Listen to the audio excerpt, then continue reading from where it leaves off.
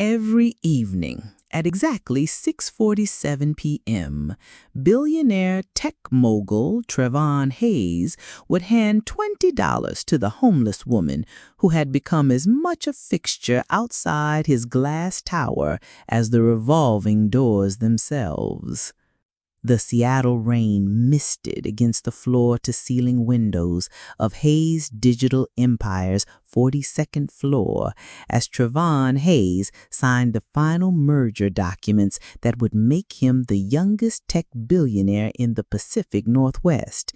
His Armani suit, tailored to perfection, couldn't hide the exhaustion in his dark eyes, the kind that came from building an empire before 30 while everyone around him had their hand out expecting pieces of his success.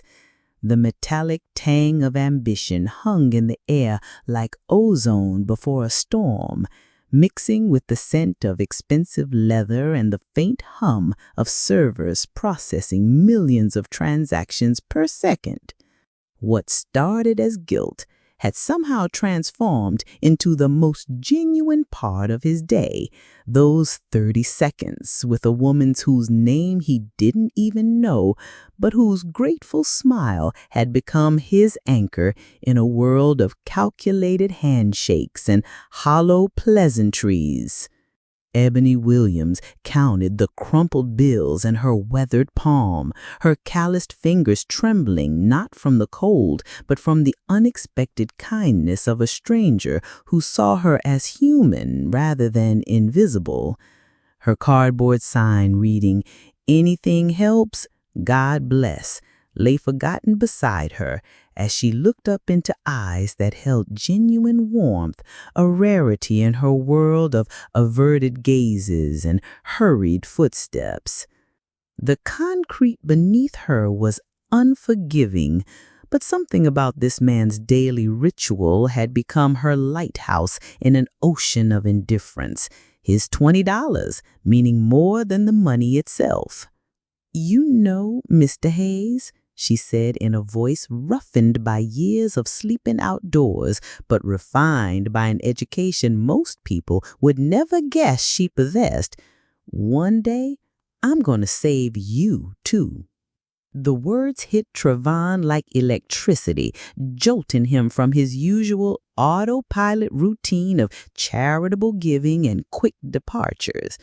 Her voice carried an unexpected dignity, a promise that seemed to pierce through the fabric of his carefully constructed world.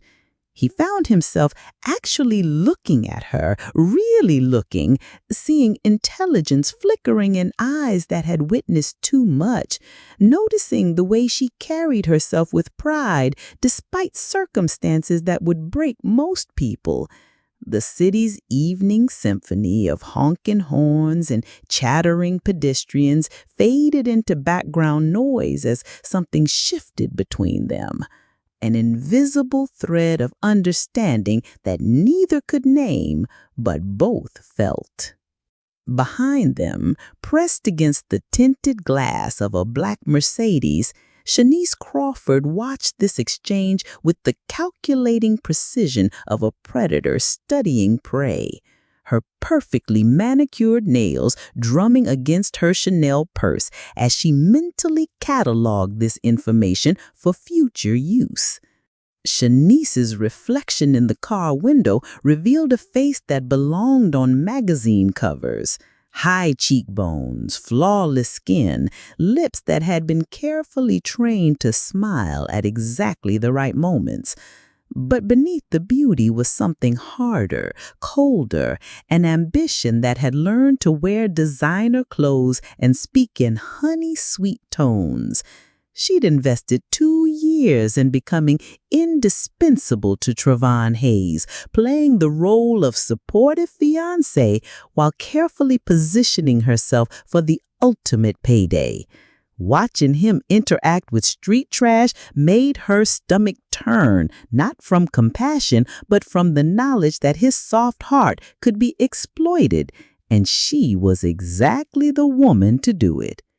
3 weeks later, as Trevon's engagement party sparkled with champagne and false promises, Ebony Williams pressed herself against the service entrance of the Hayes mansion, her enhanced hearing catching fragments of a conversation that would change 2 lives forever.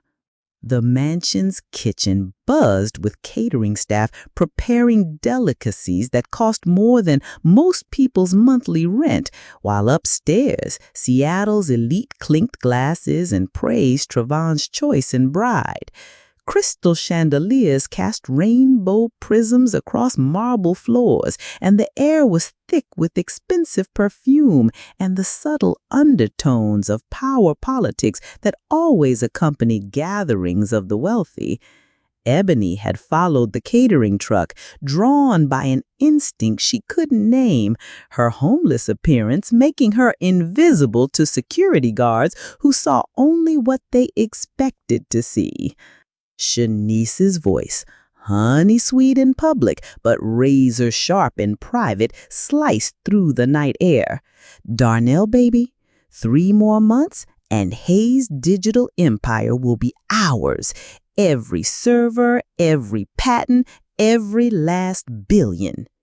The words hit Ebony like a physical blow, her body pressing harder against the cold brick wall as she fumbled for the ancient smartphone she had managed to keep charged at the public library.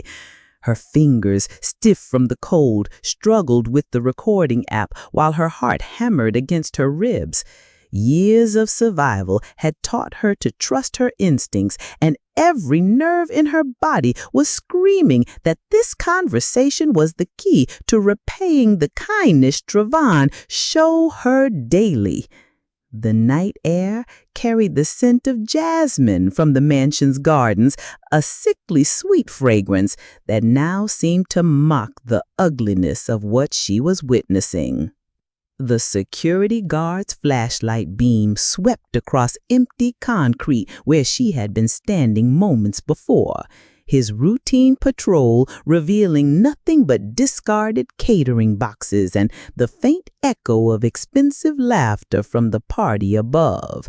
But Ebony was already 3 blocks away, her heart pounding with purpose for the first time in years. She had found her mission: to save the man who had saved her, 1 $20 bill and 1 moment of human kindness at a time. The city lights blurred past her as she walked, but for the first time since losing everything, she felt like she was walking toward something instead of running away. The November storm that lashed Seattle with biblical fury would later be remembered as the night when a billionaire's carefully ordered world collided with a homeless woman's desperate truth, creating ripples that would reshape both their destinies. Trevon's Tesla Model S purred through the flooded streets like a sleek predator, its autopilot navigating the chaos while he reviewed acquisition proposals on his tablet. The storm had turned the usually bustling downtown into an apocalyptic landscape. Traffic lights swung wildly in the wind, debris flew past his reinforced windows like missiles, and the rain fell so hard it seemed to be attacking the earth itself. But even through the technological cocoon of his luxury vehicle, his thoughts kept drifting to the woman who should be huddled somewhere unsafe, exposed to nature's violence with nothing but cardboard and determination for protection. When his headlights illuminated Ebony's familiar corner and found only empty space where she usually sat, something primal and protective roared to life in Trevon's chest, a feeling that surprised him with its intensity. He pulled over despite every rational instinct screaming about flood zones and safety protocols, his Italian leather shoes splashing into ankle-deep water as he stepped out into the storm. The wind tried to tear his jacket from his shoulders while rain stabbed at his face like icy needles. But he pressed forward, calling her name into the howling darkness. Lightning illuminated the abandoned storefronts and overflowing gutters, creating a surreal landscape where shadows danced and reality seemed negotiable. His heart hammered with an urgency he didn't understand. When had this woman's welfare become so important to him? 2 blocks away, pressed against a bus stop's inadequate shelter, Ebony watched the storm with the weary resignation of someone who had learned that nature, like society, showed no mercy to the powerless. Her cardboard shelter had dissolved into pulp within minutes, leaving her with nothing but the thin jacket and determination that had kept her alive for 3 years of homelessness. The recordings she'd captured were stored on her phone, wrapped in plastic and pressed close to her heart. The only thing more precious than her next meal was the evidence that could save the man who had shown her kindness. Lightning split the sky, illuminating her face with its harsh beauty, revealing features that spoke of intelligence and resilience despite the ravages of street life.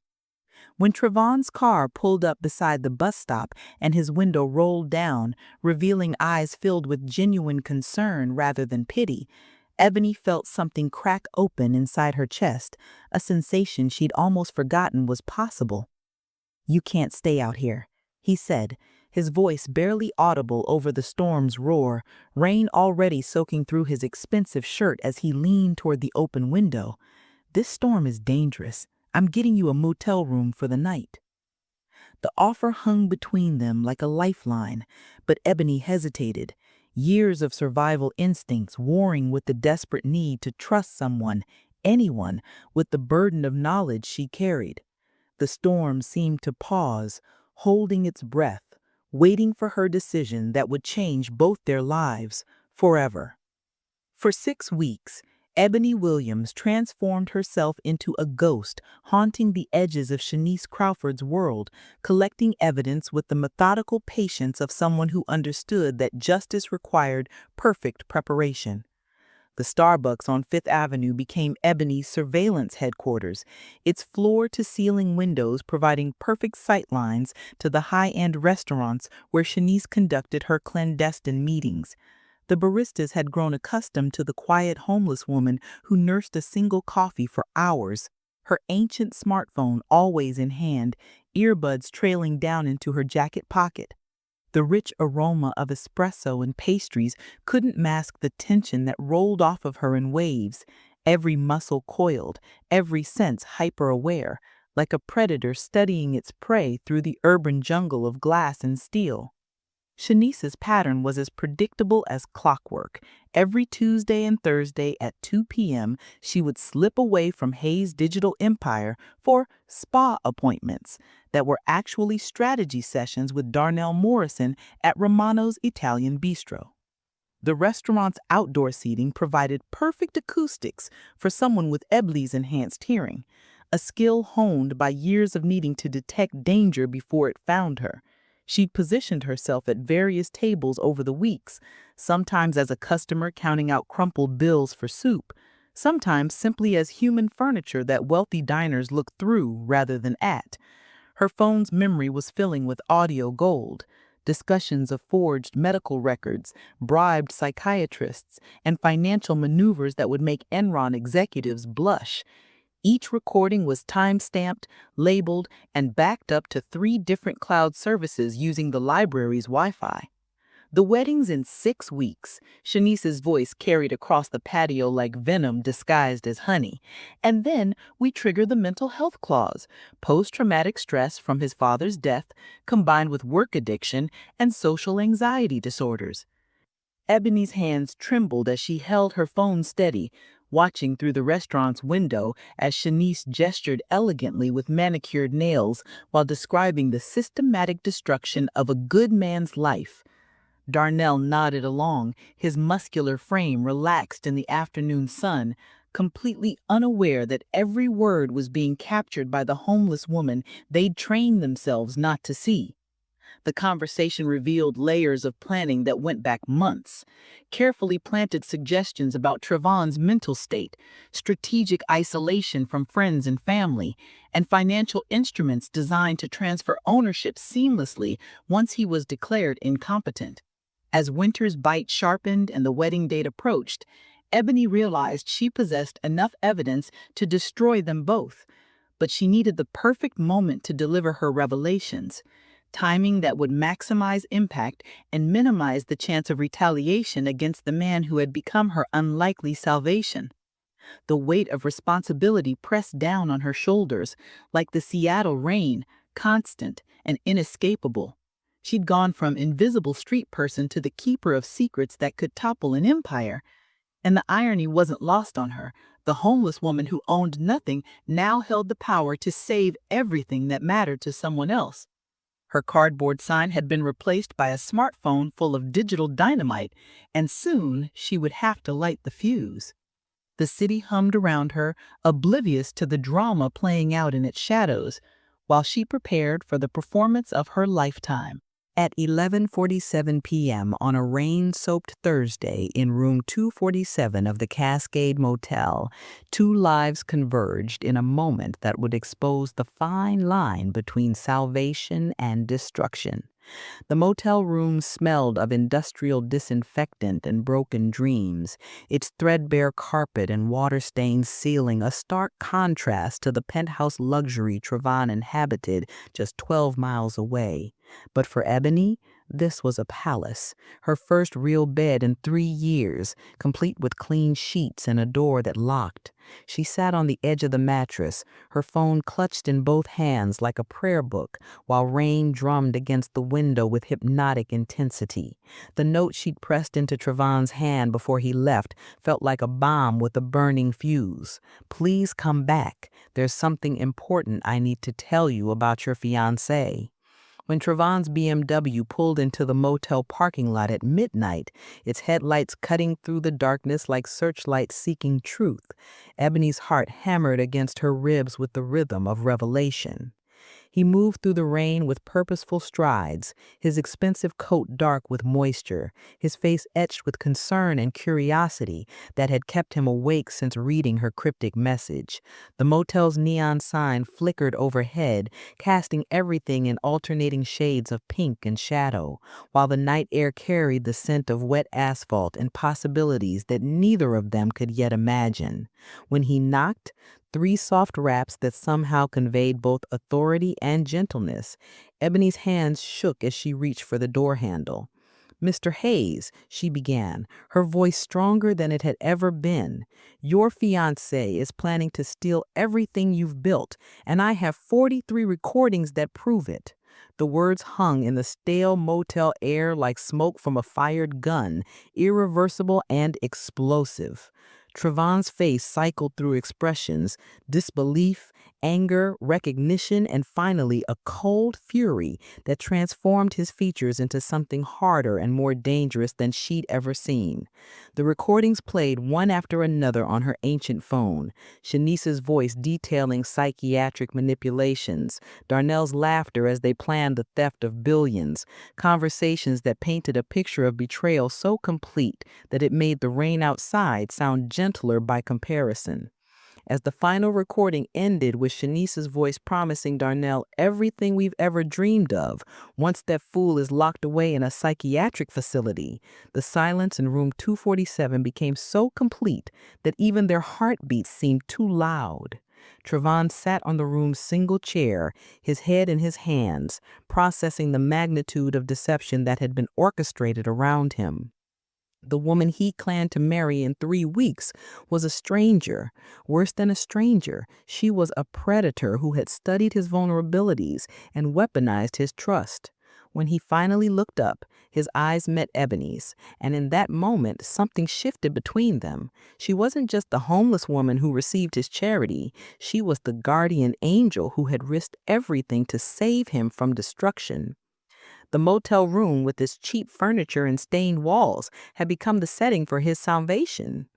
Within 72 hours of the motel revelation, Trevon Hayes had assembled a war room that would have impressed military strategists, transforming his penthouse office into mission control for the most important battle of his life.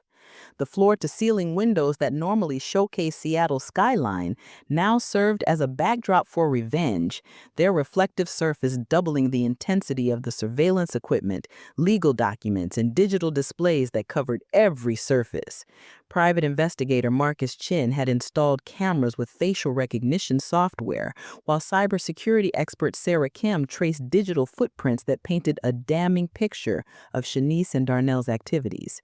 The air hummed with technological intensity and barely contained rage, expensive coffee cooling in forgotten cups, while brilliant minds focused on exposing a conspiracy that had been 2 years in the making. Ebony stood in the center of this high-tech fortress feeling like an alien visitor from a different planet. Her second-hand clothes and weathered hands, a stark contrast to the sleek surfaces and cutting-edge equipment that surrounded her. But Trevon had insisted she be part of every planning session, recognizing that her street-smart intelligence and unique perspective were invaluable assets in this war. He'd arranged for her to stay in his guest suite, complete with a wardrobe that fit perfectly and access to resources she'd almost forgotten existed: hot showers, unlimited food, and most importantly, the respect of people who saw her mind rather than her circumstances. The recordings she captured were being enhanced by audio specialists, while her detailed observations helped investigators understand patterns they might have missed. "We're going to let them hang themselves," Trevon announced to his assembled team, his voice carrying the cold precision of a man who had learned that mercy toward enemies was often cruelty toward innocents. The plan was elegant in its simplicity: allow Shanice and Darnell to believe their scheme was working while documenting every illegal action they took. Hidden cameras had been installed in Shanice's apartment, tracking devices placed on both conspirators, and financial monitoring systems activated to trace every suspicious transaction. The wedding would proceed as planned, but instead of a celebration, it would become a trap, with consequences that would echo through both their lives forever. Every conversation, every meeting, every moment of their treachery was being recorded with equipment that made Ebony's phone look like a stone tablet. As they watched live surveillance footage of Shanice meeting with the corrupt psychiatrist who planned to declare Trevon mentally incompetent, Ebony felt a fierce satisfaction burning in her chest. Justice delayed was not justice denied, and sometimes the best revenge was simply allowing people to reveal their true selves to the world. The war room fell silent except for the hum of servers processing terabytes of incriminating evidence, while on multiple screens, Shanice and Darnell continued their dance of deception, unaware that every step was being choreographed by their intended victim. Tomorrow would bring the wedding, but tonight belonged to preparation, strategy, and the sweet anticipation of watching predators become prey. Trevon's hand found Ebony's in the darkness, their fingers intertwining with the unspoken promise that together they would see justice done.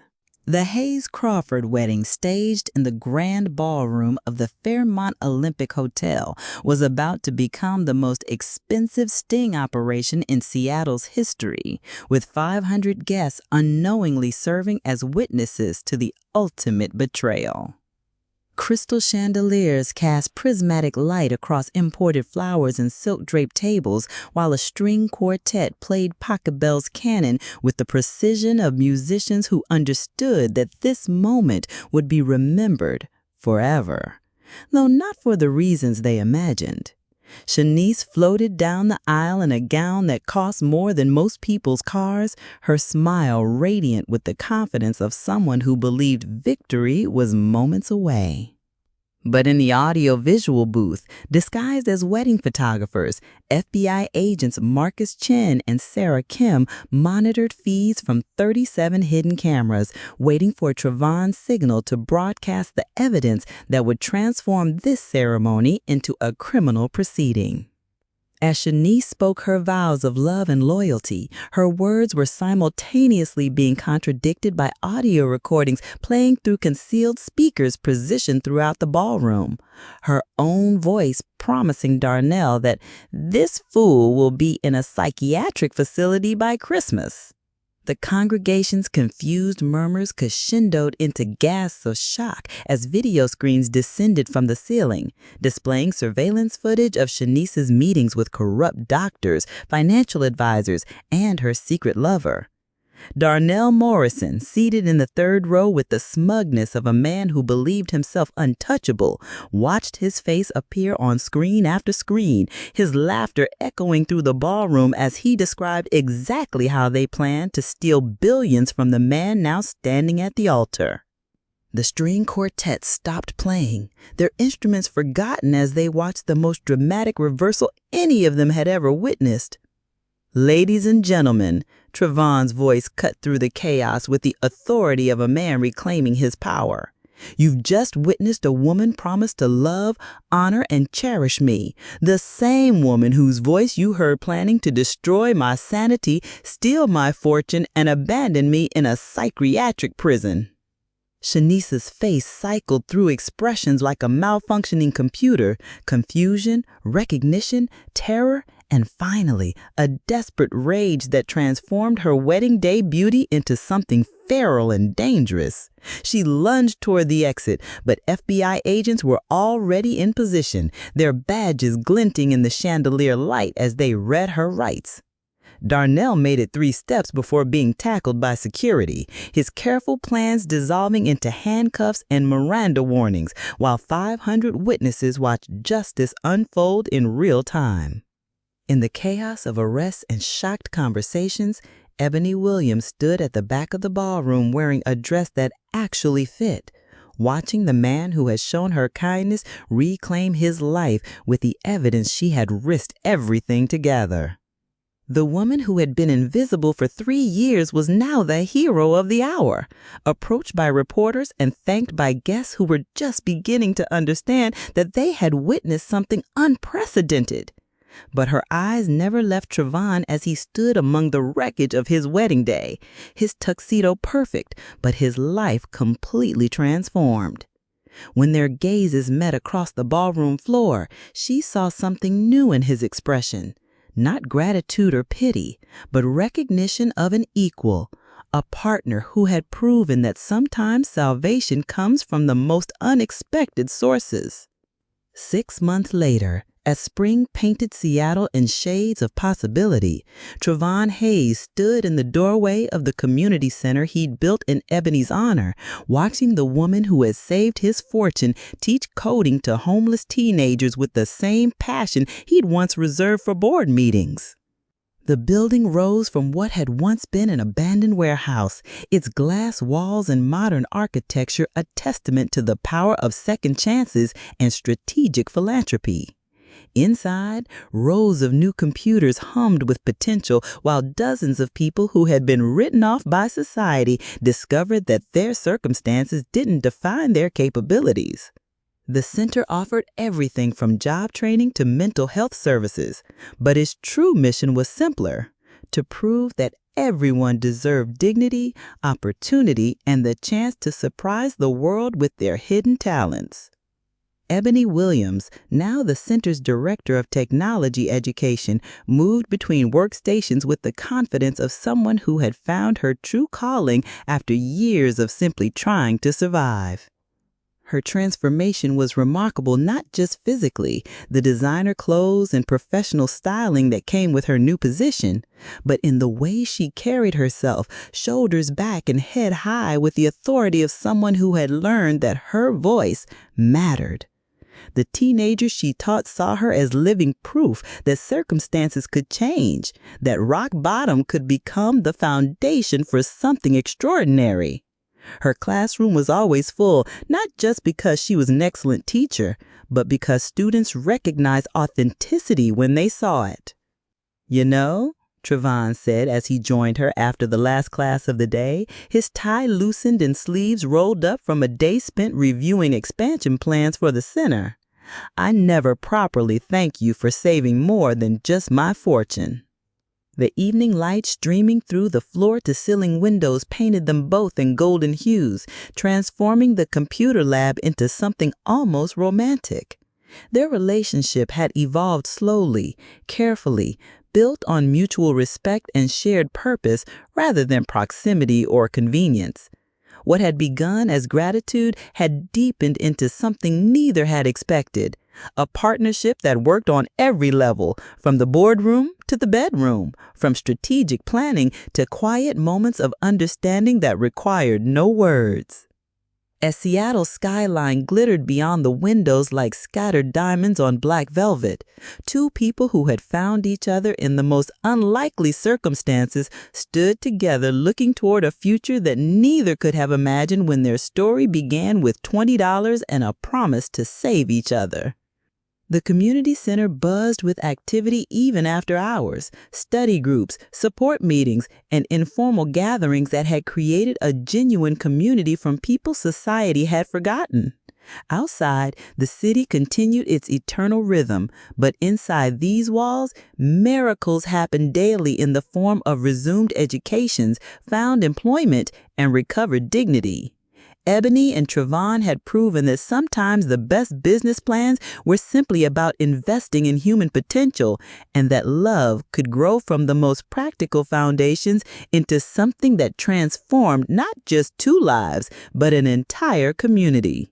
Their story would be told for years in business schools and homeless shelters alike, proof that salvation often comes disguised as ordinary kindness, that heroes can emerge from cardboard shelters, and that sometimes the most profitable investment is simply believing in someone when they've forgotten how to believe in themselves.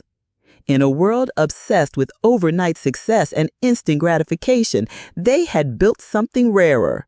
A love story that began with giving and ended with abundance beyond anything money could measure. What an emotional roller coaster, right? How a homeless woman saved the billionaire's fortune is the kind of story that reminds us all about the power of kindness, second chances, and unexpected heroes. From Ebony's quiet strength on the streets to Trevon's world-shattering betrayal and ultimate redemption, it's got heart, drama, and that feel-good ending we all crave. If this tale tugged at your heartstrings or made you cheer when Shanice and Darnell got what they deserved, drop a like, share your favorite moment in the comments below, and let's keep the conversation going. Quick question for you amazing folks. Where are you watching or reading from today? Is it a rainy Seattle vibe like in the story, or somewhere sunny and far away?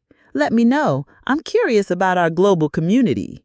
And if you want more stories like this that build those deep emotional connections, tales of love, triumph, and twists that stick with you, don't forget to hit that subscribe button. New stories drop regularly, and you won't want to miss the next one that could become your new obsession. What's your take on Ebony and Trevon's journey? Comment away.